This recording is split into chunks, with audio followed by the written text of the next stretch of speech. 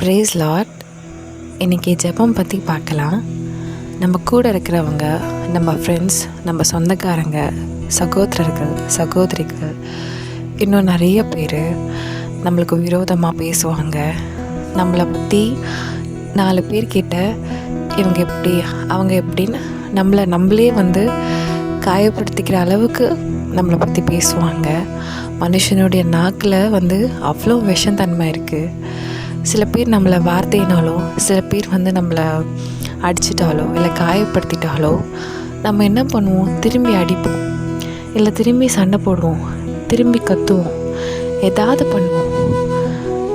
ஒரு பெரிய கலவரமாகும். ஆனால் எனக்கு இப்போ ஒரு சின்ன கதை ஞாபகம் வருது.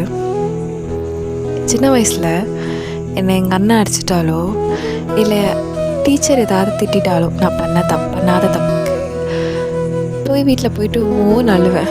அப்போ எங்கள் அம்மா சொல்லுவாங்க, நீ ஏன் அழுவுற? எதுக்கு அழுவுற? உன் மேலே தப்பு இல்லைல்ல, உங்கள் அண்ணன் அடிச்சிட்டால, நீ ஏன் திருப்பி அடிக்கலை?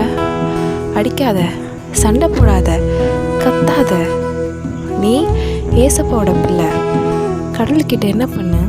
போய் பைபிள் எடுத்து ஒரு அதிகாரம் எடுத்து வாசித்து கடவுள்கிட்ட, ஏசப்பா இந்த மாதிரி எங்கள் அண்ணன் அடிச்சிட்டான், தெரிஞ்சு அடித்தாலும் தெரியாமல் அடிச்சிட்டோம், அவனுக்கு நீங்கள் அதுக்கான தண்டனையை கொடுங்க, இல்லை அவனை மன்னிச்சு விட்டுருங்க, நான் உங்ககிட்ட ஒப்படைச்சிட்டேன் அப்படின்னு கடவுள்கிட்ட சொல்லி ஒப்படைச்சிட்டு அதை விட்டுடு. கடவுள் என்ன பண்ணுவார்?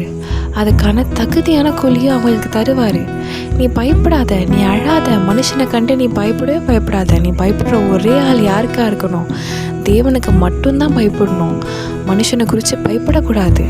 நம்ம எவ்வளோ பேர் காயப்படுத்திடலாம், அடிச்சிடலாம், என்ன வேணால் பண்ணலாம். ஆனால் நம்ம கடவுளோட பிள்ளையாக இருந்தால் கடவுள் நம்மளுக்காக யுத்தம் பண்ணுவார்.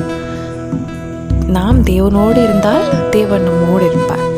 ஸோ உங்களுக்கு எவ்வளோ கஷ்டம் வந்தாலும், எவ்வளோ பிரச்சனை வந்தாலும் மனுஷனுக்கிட்ட ஓடாதீங்க. எனக்கு இவ்வளோ பிரச்சனை, எனக்கு சால்வ் பண்ணுங்க, எனக்கு சாப்பாடு இல்லை, எனக்கு எனக்கு இவங்கெல்லாம் இப்படி என்னை பற்றி பேசுகிறாங்க அப்படின்னு எவ்வளோ கஷ்டம் வந்தாலும் கடவுள்கிட்ட போயிட்டு முட்டி போட்டு ஒரே ஒரு வசனம், ஹோல் பைபிள் படிக்க வேண்டாம், ஒரே ஒரு வசனம் படிச்சுட்டு அதை விட்டுட்டு வந்துடுங்க. கடவுள் எப்படி இருந்தாலும் காகத்தை கொண்டு எலியாவை போஷித்த தேவன் நம்மளை போஷிக்காமல் விட்டுருவாரா?